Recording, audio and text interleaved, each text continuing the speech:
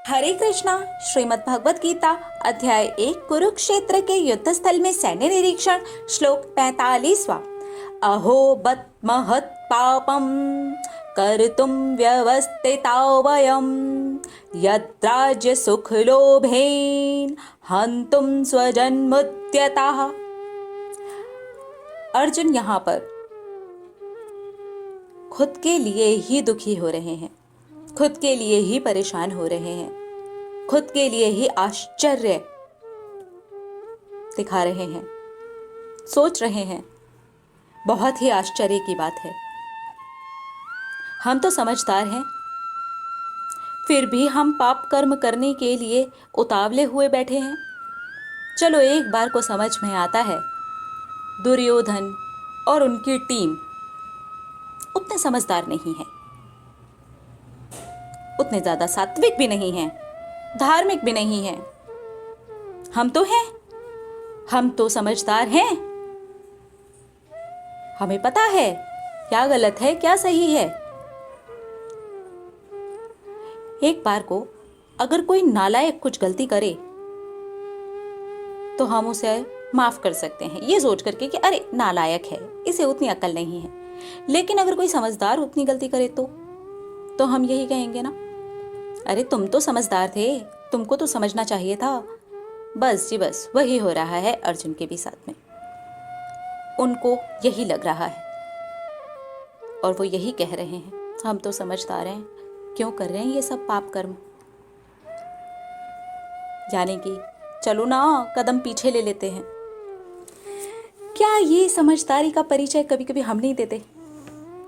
क्योंकि जो दुर्योधन की टीम है वो क्या है? वो है हमारी इच्छाएं जो हावी हो चुकी हैं हमारे ऊपर, हमारी काम वासनाएं, हमारे सोच विचार या हमारी बुरी आदतें, है ना? यही तो है सामने वाली टीम। हमारी जो असली महाभारत है जो हमारे अंदर चल रही है, उसके सामने अगर टीम देखी जाए तो यही है जो सबसे ज़्यादा परेशान करती है, जो हमें हर पल मारती है। अरे हर पल महाभारत करने के लिए वो हमारे सामने ही खड़ी रहती है। तो यहाँ पर कई बार लगता है कि हम बहुत समझदार हैं।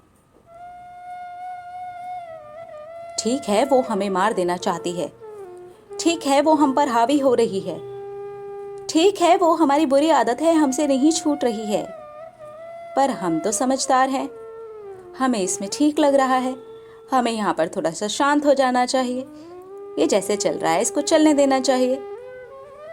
इच्छा से खुशी तो मिलती है, ये आदत जो है इससे कहीं ना कहीं एक जुड़ी हुई खुशी तो है।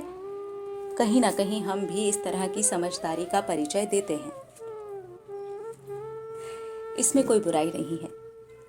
अर्जुन एक धार्मिक प्रवृत्ति के इंसान हैं, इसलिए उन्हें किसी को मारना कुचलना बुरा लग रहा है, खून खराबा होने वाला है, ये सब उन्हें बुरा लग रहा है। इसी तरह से हम भी कहीं ना कहीं धार्मिक प्रवृत्ति के इंसान हैं, लेकिन आज की जो महाभारत है वहां पर भी हम अगर इस तरह से समझदारी का परिचय देते हैं और हावी होने देते हैं और अपने कदमों को पीछे खींच लेते हैं, तो वो जो हमारे सामने वाली दुर्योधन की टीम है वो इतनी ज़्यादा हावी हो जाएगी कि उसने तो ठान ही रखा है कि वो हमें मार ही देगी, जो कि आज की डेट में होता है। ज़्यादा से ज़्यादा जितने भी समझदार लोग हैं, जितनी भी बार अपनी समझदारी का परिचय देते हैं, अपनी इच्छाओं को हावी होने देते हैं, अपनी बुरी आदतों को हावी होने देते हैं, उनके परिणाम हमें देखने और सुनने को मिल जाते हैं। अपने आसपास भी आप देख सकते हैं, कोई मानसिक रूप से बहुत ज़्यादा परेशान है तो कोई शारीरिक रूप से परेशान है। क्यों?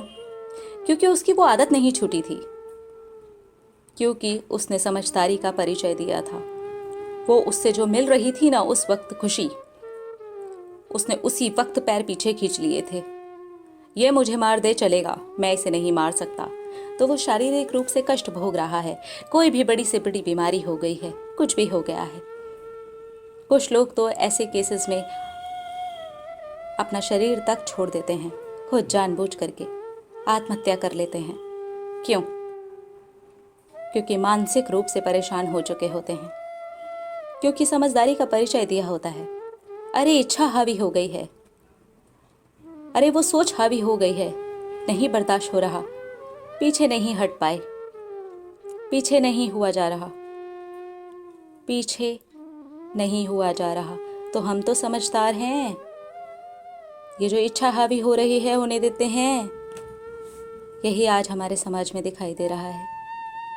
इसलिए ईश्वर को सारथी बनाना ज़रूरी है।